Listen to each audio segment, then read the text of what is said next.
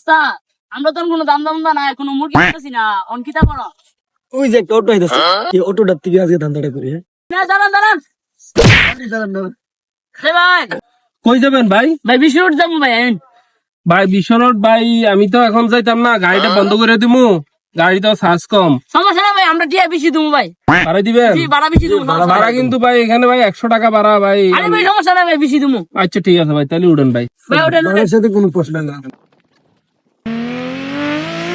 ভাই ভাই ওটা দাঁড়ান ভাই পেশাব করুন ভাই ভাই আচ্ছা ভাই, আচ্ছা ভাই, আচ্ছা ভাই, দাঁড়াই দাঁড়াই দাঁড়াই।